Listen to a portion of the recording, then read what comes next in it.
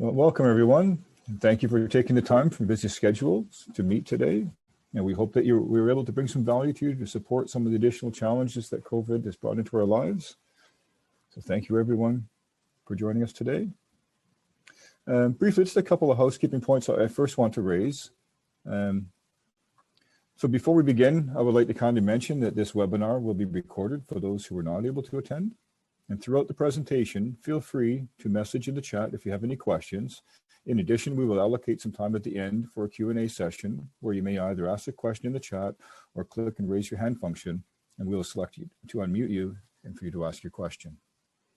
I'll introduce our guest speaker today. I would like to introduce today's speaker, Rowie Ben Ali, Director of Mental Health at TELUS Health.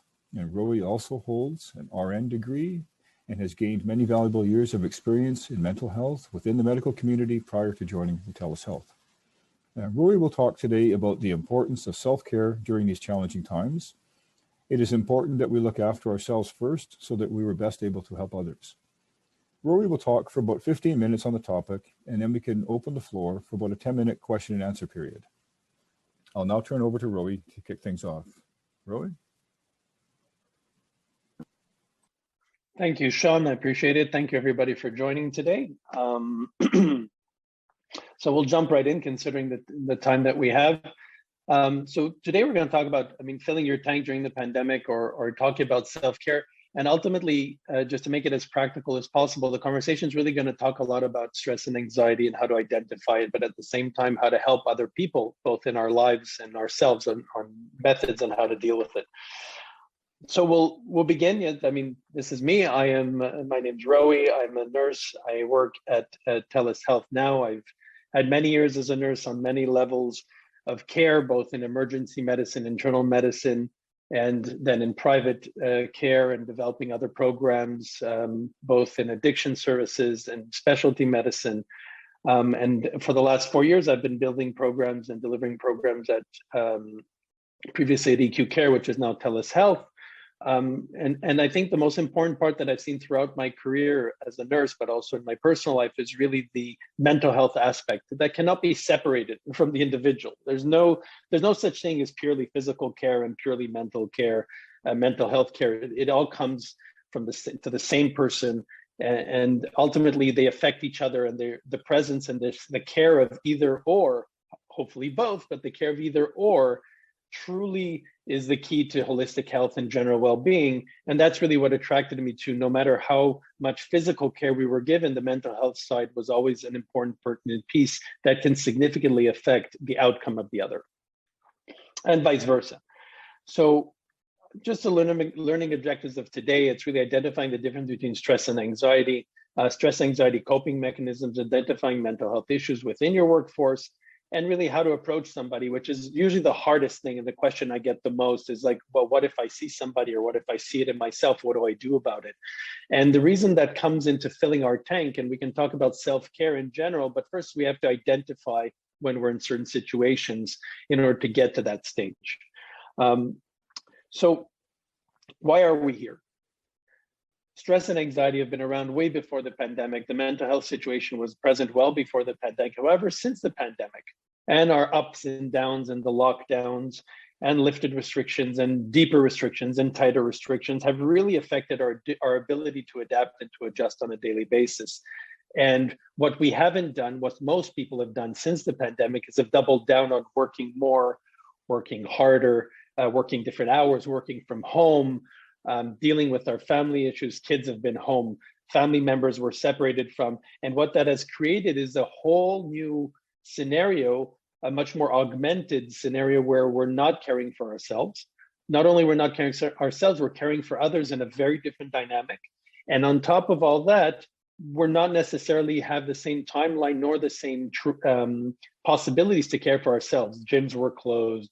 No access sometimes to medical care, no access to our family members, our friends. That's a big part of our coping mechanism, is meeting with friends, meetings with family, barbecues, getting together. All these things were affected, and that adjustment created significant effect on our general well-being. And these challenges and decisions are not always easy to deal with. Some of them are, obviously there was a cause of uncertainty. What happens next? What happens tomorrow? Do we even know? And that changes day to day. So even if you did adjust today, tomorrow now holds a new surprise and we start all over again. And usually with an emptier tank, right? Initially you start with more energy, more possibility, more resources, and that gets depleted as we go forward. And the longer it lasts, and now we're 18 months in almost, the longer it lasts, the less we have in our tank. And most people, the balance of getting that balance in our lifestyle and in our general day-to-day was very difficult. The other thing is a sentiment of loss, which significantly affects our ability to cope, is that a lot of us are truly mourning. Some have lost loved ones or some lifestyles in some parts of their lives. People have lost jobs, other people have lost friendships or connections. But that significant change does create a sense of mourning and a sense of loss and a sense of grief. And that's something we need to learn to face. And some of us have not faced that in our lives yet. So it is obviously part of the human condition, but it is something that we're not always equipped to deal with. Financial struggle is something that many people have experienced with cutbacks and job losses, or that affect, sometimes the spouse loses their job, and obviously that affects us in other costs that were not accounted for that now need to be dealt with. Fear and concern for safety. I mean, this is physical safety through the pandemic, which, we all get concerned about our health and things that we can't control. It's not like we can, yes, there's precautions to take in regards to protecting ourselves from COVID. However, there's other things as well that we can't control. And this, again, puts us in precarious situations, especially when it's family members and people we care about. Concerns for personal productivity. This one we get a lot of is now that we're doing remote work, or you're working in a situation where your people aren't around as much, does your supervisor even know, are you doing a good job? Do they even know how to measure your performance? How do you even and how do you communicate that? Let's say as a supervisor, you know that the person's working hard. Well, how do you communicate that to them to make sure that they don't feel that concern, that they know that they're okay, and vice versa? And the worry for the future in general, like, is this the end? We hear people saying pandemics will continue. This is just the beginning. We're going to see this happen more often. All this starts, you can imagine, it creates this whole new environment in which that we're most of us, or many of us, are not necessarily equipped to deal with. And that's really why I just want to bring that context of how do we get here, because this is significant, and the importance of dealing with it and learning how to have these tools are really important. So, I mean, the status of Canadian mental health, and probably a lot of people here have seen these numbers in the news. But I think it's important to note that this is before the pandemic. These numbers were high, but these numbers are now pretty much 30 to 40% higher than they were prior to the pandemic. So 42% of people believe the pandemic will have a lasting impact on their mental health. 60% Canadians experiencing mental health issues, which are anxiety as a top concern, followed by stress, depression, and addiction, are again significant numbers. This is, working moms, 47% feel anxious. And 62% of Canadians, though, what's the important thing is that they believe that virtual care and other types of resources are available and useful for mental health support. So at least we have all these increasing numbers, but we also have a belief by people willing to try and believe that it is a functional, useful approach. So a reality check. The reason I do this is it's important, is that a lot of people want a big source for stress and anxiety is the fact that we feel we're alone. There's nobody else experiencing this. There's nobody else dealing with what I'm dealing with. It's a very common thing we hear in the mental health sphere, and especially when it comes to self-care. If you feel that you're all alone, that means you believe that there's no solution out there for you. It means you have to tackle this all on your own. But the reality is we're not alone. It's a pandemic. It means it's worldwide. And I would probably bet that many people in your general vicinity and people that you may know or may not know are dealing with similar issues. It may not be exact. We're all individuals, but we deal with similar issues truly across the board. We're all human. It has been long. A lot of people are starting to experience worry, anxiety where they never have before. It's something new to them. It's not that anxiety or worry is something we haven't experienced, but they usually deal with it quite well. The pandemic added another level that has now brought people that are otherwise very functional and equipped to deal with it to be less so, right? It's not means that they're, not able to function through a day, but they are being affected. They're more tired, they're less productive, they're just dealing internally. They're not taking care of themselves in the same way. And these are all their coping mechanisms have been challenged. So just to give you an idea, 52% of Canadians indicate that their mental health was affected by the pandemic. I want you to stop for a second and just understand what that means, right? That we're what? We're at about 30, approximately 34 million Canadians, 35 million. That's 17 million people have been affected by this directly in Canada. And these are people that have shared that they have been. So the assumption, and if we talk about addiction or the use of alcohol and other types of numbers that we're not sharing today, those numbers are quite important and something not to ignore. So we're seeing a lot of these being more and more prominent and prevalent. And the key again is when we talk about, well, how do we take care of ourselves and how do we avoid these? How do we prevent these? This is where we start talking about it. So just quickly, understanding stress and anxiety. They're both normal. There's positive stress, there's good stress. Anxiety is never really positive per se, but it's manageable. The key is that these emotions can be hard to manage when they become overwhelming. Now, stress, okay, it's a physical reaction, occurs in the body, and it can be very positive. We use stress to finish tasks. We use it to motivate ourselves. We use it to get to the next level and kind of keeps us up because the body's doing its thing to finish something. And that's normal, but it can build up. Anxiety is a chemical reaction where our brain interprets stress in the body and it identifies it as danger. It may not be imminent danger.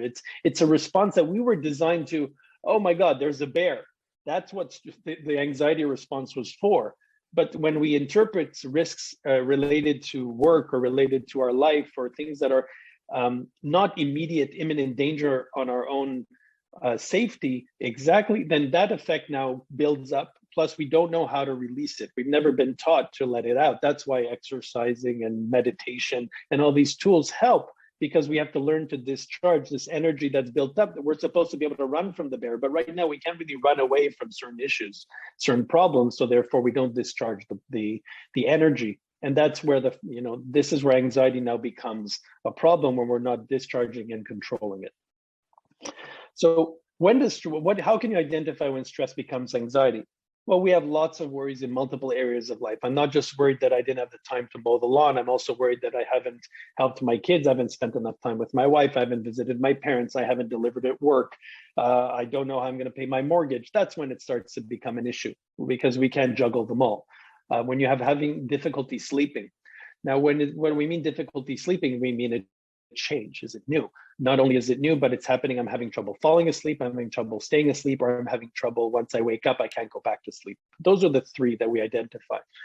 I am running through these a little bit because I definitely want to finish in the timeline and be able to have the Q&A. But I just want to share these as like, if this rings a bell, then we start to look at, how do we address these? Having difficulty concentrating, tired easily. A lot of us are exhausted at the end of the day, especially if we're always on calls. This is more of a physical exhaustion that's related to always looking at a screen and looking at ourselves, but it's something to consider. Tension headaches, which comes from us being very tight and tense, which is I even notice myself sometimes like that on screen. So I kind of position myself and pull down, being restless and being a perfectionist. And that's something that we see a lot of people that are trying to, deliver and be perfectionists in a situation where they just are overwhelmed, and that further exacerbates anxiety. So we get this question, I worry a lot, is that anxiety? The issue about worry is ultimately it can affect also our physical being, and we start to experience other symptoms like headaches and feeling sweaty and nauseous, and all these symptoms that tend to become, they're not COVID symptoms. I mean, these are really symptoms where stress and anxiety start to affect our physical well-being. But there's ways to deal with it. So it's important to not feel bad and to understand that there are tools and we do have the power and we can all learn how to deal with these in a quite effective manner. And a part of it obviously is self-care and taking care of ourselves. So one of those things I think that's really important is how to cope is, number one, use what works. What does that mean? It means that we've all got this far in life dealing with stress and anxiety. As we know, when we were children, in high school, in college, in our relationships, in our working relationships, we've dealt with stress and anxiety before, and we've used different tools. I'll give you an example. My dad, every time he got stressed, he goes to take a nap. That is his key. Drives my mother crazy, drives her absolutely nuts. But he wakes up not hunky-dory, but feeling better. That's his way to cope. And he wakes up and then he's ready to take the challenge. I'm giving you an example just to see that It doesn't work for everybody, it works for him. That doesn't mean that that tool is not good, but it won't get him through everything, right? If you're stressed and in the middle of the highway and you're getting upset, he can't take a nap. So there's other tools like breathing and meditation and visualization. There's other things, but you can learn, but don't throw out the previous techniques that you utilize because they've gone you so far. Focus on what you can control. That means that even from the smallest thing, what you have for breakfast, you know, you may not be able to control what time you wake up because, you know, you need to get up and get to work. But you can focus on what you wear, focus on what you eat, focus on what you do with your time, what show you watch, what books you read, how long you go for your walk for, when you go. These are all ways to start to take control back because there's so much we can't control. So you need to kind of look at your own plate. And that's an important way to kind of get away from a lot of the noise that we call. Stay informed and measure doses. You probably all heard this, that it's okay to be aware, but checking social media and the government websites and the feeds that are coming from the news people, checking all the time how many cases there are and what's going on and how many people are hospitalized on a constant basis is basically just like being bombarded, and you're doing it yourself. So the key is really to kind of have a routine. You check twice a day. I wouldn't recommend more than twice a day unless you're in the business, but otherwise you need to reduce the amount of time that you're checking, and you're giving yourself some time to actually reduce that stress. Stick to routines. This is always a good way to address a stressful situation, is you keep your routine, because again, it's part of control, it's part of our comfort zone, and we want to be comfortable when we're stressed and anxious. That helps kind of balance it out, and leverage tools that are available to us. That one is, you know, friends, family, colleagues, and then you can go more the professionals, therapists, EAP programs, support systems, any benefits that you have within your workspace. These are all available. It can be clergy, it can be people in your community church, your temple, anything that's available to you. Leverage those tools. We are social animals. We need that interaction. COVID gave a big hit to that, but there's still ways to interact and reach out, and, you know, if it's through FaceTime or Skype or anything else, but there are definitely tools out there, and let's not forget them. This is a big one. Are our thoughts true? It's really to challenge our thoughts.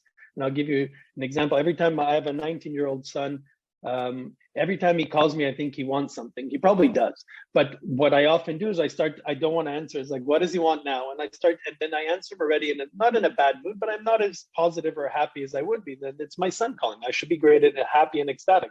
But instead I'm already, so my thought means it's like, what does he want? But that's not necessarily true. And so you want to notice. So I notice that I do that. And then I want to challenge it. Is it true? Does he always want something? And then I have to want to question it. Well, what if it isn't? What if he's just going to tell me he got into law school like he did last week, or he just, you know, aced a test, or he just got tickets to a concert he was looking forward to? Then you start to question it, and then you offer yourself an alternative, saying, okay, so he may want something, but he may just calling me to say hi. He may just calling me to tell me that he misses me, or and you become balanced into the way you're thinking about things. And that's like, this is just an example to give you an idea of how you start to challenge thoughts with not just facts. It's saying, is it true? If it's not true, what else could it be? And that's, again, a good way to, one, mend some relationships, but to avoid the anxiety and the stress that comes from every time the phone rings, oh no, this is what it is. So mental health in the workplace, I think, and this is where we're kind of turning it towards the workplace and to identify friends, colleagues, and coworkers that may be in this situation. Employees want to talk about their mental health. They're not sure how to approach it. And this is where leadership comes into play. The reason I say with leadership is because we have to guide the way and show them that it's okay. The stigma is a big issue, but that it's okay to talk about it. And often what I do with my team on my end is that even though I may be uncomfortable with it, is to admit that I'm having a hard time as well. I'm also not in a good place. I'm also dealing with the pandemic. It's also affecting my kids and my family, and it's okay. And by opening that door, you now said, oh, if he can share it, then maybe it's okay for me to share it. And that already becomes a safe place. And that's what we want to create, is a safe place for people to talk. Now, how do you identify it? The simplest thing that I can share on how to identify it is truly that what you do is that you look for a change, a significant change, and not necessarily one day, but a pattern change. You know, is somebody changed on how they behave, how they carry themselves? You know, somebody's temperament changed. Are they becoming more negative? Are they being less are they less available? Are they not delivering on what they used to? Are they not engaged in meetings? Are they seem less organized? How do they react to, generally if somebody was, always very happy and bubbly and suddenly they're not, I'm not saying they're completely the opposite, but you've seen a decrease in the bubbliness, a decrease in their ability to cope. They're not delivering on what they used to. They're not responding as fast as they used to. Then these are signs that maybe they're dealing with something. And this is where you start to see, oh, there's a change. What do I do about it? So here's some other examples: frequently absent or late. Again, frequently, right? Not it happened once, like, oh my God, there's a problem.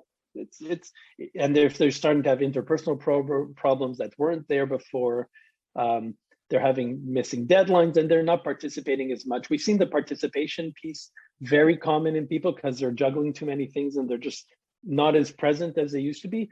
But that can be initially a few, 2-3 weeks, and then they come back. It's again sustained change that you're seeing you're seeing a negative change with no bounce back. But challenging it early, you may help that person be aware. Say, oh, actually, I did notice. Thank you for mentioning it. And now you've made it, number one, you've made it okay. And number two, you've helped them be aware, which is great. That's something we want to help with. And we're coming close to the end of it, but I get this question a lot as well. How do I help? What if I do I'm not comfortable having these conversations. I'm not equipped. I'm not a mental health professional. How do I do this? The number one, if anything, you remember anything from this conversation, the number one thing I say, it's listen. What does listen mean? It literally means sit there and listen to that person. How are you doing? And you wait. And if the person says, I'm good. Okay, well, what else? Is there anything going on? Is there, how are you handling this whole pandemic thing, or how are you handling it's lasting so long? How's everything at home? And you wait. You don't fill in the space, because the one thing we want to hear, just like when you ask people on the phone, how are you doing? I'm good. Oh, thank God he said I'm good. I don't want to go into this. I don't want to deal with this. I don't need it. I have enough on my own plate. However, as leaders in our organizations, it's part of our responsibility. And even if we're not equipped to deal with it, listening is the most important part, because you open up this safe place for people to share. And even if they share nothing, what you've done is created this space for them to eventually share, or at least be comfortable sharing. And it takes a lot of the edge off, and you're making it safe for them to go there. The next thing you want to do after listening, and like I said, if you do anything, at least do that, is support. You want to nip stigma in the bud, and you want to prevent and correct discrimination. By doing that, how do you do that? Is that you tell them, number one, it's okay. We have resources for this. We can refer you to them. We can help you. That you're not alone. That is support. And you're saying, because the person's like, now that they said it, it's like putting something scary out there. It's like when, the first time you told, your girlfriend that you loved them, first time you put it out there and you're waiting for the answer. It's like, do you love me back? Did I make a mistake? Oh my God, oh my God, oh my God, oh my God. And then she said, oh, I love you too. Like, whoo, all right. So it's the same thing. When somebody says, I'm dealing with a lot of stress right now, I don't know what to do, it's really affecting me. If you're listening and then you're done and you tell them it's okay, I hear you, that's kind of the same feeling of like, all right, I'm not losing my job. I'm not going to be fired. I'm okay. And now we can talk about it. And then you validate and accommodate. And that's really you're not looking to ignore issues. You're saying, okay, this is what we can do. Let me look into it. And then you want to get back to them. That's really important to follow up, because to say you're going to do something and not follow up with them at all is kind of, it's like ghosting somebody, right? And you're forgetting them, and they feel that now they've shared all this and now you're leaving them behind and they have no support. And then the referral. The referral is like like I said, the EAP, the resources, and you help them find those, or you refer them to the person in the organization that can assist. If it's the HR person, or there's a resource person, or you refer them to the app where they have all their benefits. That's how you really get to this point. But like I said, if anything, it starts with the listen, and it also starts with identifying what you need in order to deal with these situations. So I know it was a mouthful in a short amount of time. I do want to give opportunities for questions, and I'll pass it back to Sean. Thank you, Roy. So at this time, we'd like to take questions. Please raise your hand and we'll unmute you to ask your question, or type a question in the chat, please. Any advice on how you can approach someone struggling to suggest they seek help? Yes, that's a very common question. In general, that the best way is to ask them how they're doing and to share your concern with them. Just be genuine, which means I've noticed that you seem to be down lately, or you seem to be having a hard time. Is there something I can do? Have you spoken to somebody about it? And you just, again, that's where the listening, you just leave it open. You're not pushing them in one, like, I think you should speak to somebody. Once you tell somebody, you're now making what we call a prescription almost, right? You're telling me, I think you should speak to somebody. I think it's important. What you just want to be is open and trigger that awareness thing. I've noticed that, is there something I can do? What are you looking, what's going on? And just be genuinely caring. And then you wait and you listen. And if the person says, no, I'm good, I don't want to talk about it, I'm like, okay, if ever you do, I'm here. And again, that's giving them that space, but ultimately it's not an easy conversation. Even for me as a health professional, sometimes approaching people can be difficult. But the more you do it, the more comfortable you get, because you never know the answer you're going to have. But ideally, the best way to approach it, sorry, is to ask them, how are you doing? Wait, and then say, I've noticed that. Is there something I can do? And see where it goes from there. And even if they don't take you up on the offer, they know that you're there, you're listening, and hopefully when they do need somebody, or when they're open to it, they will reach back out to you. So you just open up that space. Okay. Thank you, Roy. My pleasure. I think we've reached our time. It's now 12:30. And so I'll just take 1 minute to close, and really do appreciate everyone joining today. So in closing, I would like to thank you, Roy, for taking the time today to present on a topic that really has been increasingly important to all of us during these challenging times. And especially want to thank all of you for attending today. And we hope that you saw value in today's talk. We're hosting another digital event on July the 8th, where we'd like to talk about LifeJourney. And LifeJourney was developed in collaboration with TELUS Health and SEB, and it is a cornerstone of our Flex Plus suite of solutions. LifeJourney expands virtual healthcare services by offering a broad spectrum of health and wellness services integrated on one platform. We'll send out invitations for this event shortly, and we hope that everyone can join.